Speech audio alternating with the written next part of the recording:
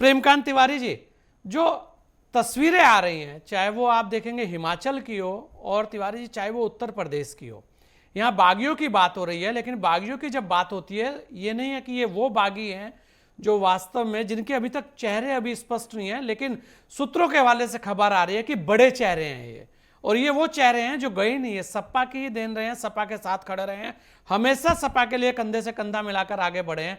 अगर वो लोग भी जाएं तो क्या, उसके अलावा कांग्रेस की तस्वीर भी ऐसी है हिमाचल में? हाँ, ये एक बहुत बड़ा आश्चर्यजनक तथ्य सामने आया है कि जो नाम पहले से नहीं भी चल रहे थे वो नाम आज जो है वो सामने आ गए। और आज क्या मतलब, वो कल से जी, कल उनके रात बारे से में उथल सुबह पुथल बात हो गई चल जी। रही थी।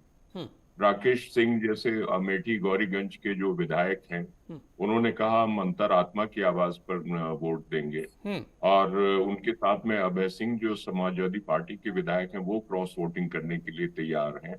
और राकेश पांडे, जिनके बेटे रितेश पांडे ने अभी सांसद जिन्होंने भाजपा ज्वाइन कर ली है, वो भी आ रहे हैं भाजपा के पक्ष में। तो ये एक ऐसा तथ्य है जो वास्तव में राम मंदिर के बाद में, ये प्राण प्रतिष्ठा के बाद में तत्काल ये जो एक विकास और गतिविधि दिख रही है, ये आश्चर्यजनक है कि अब लोग, और आपके समाजवादी पार्टी के चीफ विप जो मनोज पांडे हैं, हाँ, वो ये एक अपने आश्चर्यजनक पद वाला से चेहरा है। इस्तीफा अगर आप दे। देखेंगे प्रेमकांत तिवारी जी, मनोज पांडे बिल्कुल, एक ऐसे चेहरा था बिल्कुल। जो लगातार सपा के लिए संघर्ष करता रहा।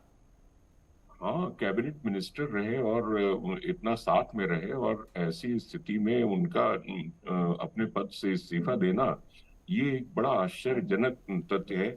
और मैं देख रहा था सुहेलदेव भारतीय समाज पार्टी के जो नेता हैं, ओम प्रकाश राजभर, वो भी बात कर रहे थे। वो कह रहे थे कि भाजपा के 8 प्रत्याशी जीतेंगे। हम्म।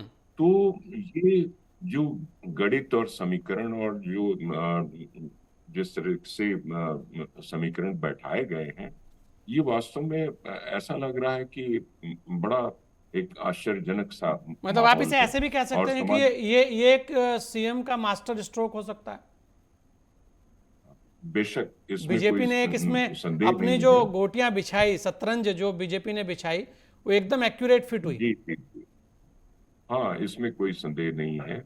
और अखिलेश यादव को एक बार पुनः सोचना पड़ेगा कि उनकी स्ट्रेटजी क्या होनी चाहिए वर्तमान परिदृश्य में, कि जब उनके इंटैक्ट जो एमएलएस थे और वो 3 प्रत्याशियों को जिताने के लिए प्रेटी कॉन्फिडेंट थे, हम्म। वो उनके प्रत्याशी अगर कहीं दिक्कत में आते हैं जीतने में, तीनों के तीनों, तो एक ये बात मुश्किल हो सकती है। और मैं समझता हूँ कि जो पीडीए की बात कह करके एक विरोध किया गया था, पल्लवी पटेल ने भी विरोध व्यक्त किया था, स्वामी प्रसाद मौर्य ने भी विरोध व्यक्त किया था। अब उनको पीडीए पर स्टिक करना पड़ेगा।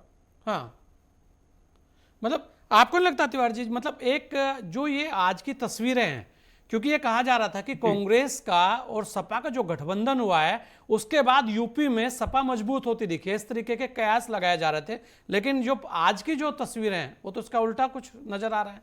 ये तो ये कह रही है कि नहीं, बिल्कुल। गठबंधन के देखिए, बाद ये एक कमजोर हुए नई हैं, हम नई मजबूत के साथ इबारत लिख दी जाएंगे। गई है। गिरी जी, एक ये नई इबारत लिख दी गई है कि कांग्रेस और सपा के आने का भी उतना कोई महत्वपूर्ण असर नहीं पड़ेगा। हाँ, मतलब ये ये आज दिख गया। एक हम्म। संदेश देने की कोशिश की जा रही। तिवारी जी, ये मतलब ये गठबंधन की जो तस्वीर है, वो कुछ और बयां होगी अब। हाँ, बिल्कुल, बिल्कुल कुछ और बयां हो रही है। और ये भारतीय जनता पार्टी और एनडीए का जो गठबंधन है, उसका ये पूरा प्रयास है, वो ये संदेश दे दे जनता के बीच में कि कोई बड़ा फर्क नहीं पड़ने जा रहा है कांग्रेस और समाजवादी पार्टी के साथ में आने से। हाँ, क्योंकि तो सपा के सारे लोग जा ऐसे, रहे हैं, आप देखिए, उधर कांग्रेस के जा रहे हैं, इधर सपा के बिल्कुल, जा रहे हैं। ये ये बहुत ही बड़ा घटनाक्रम हुआ। ये बड़ा घटनाक्रम है।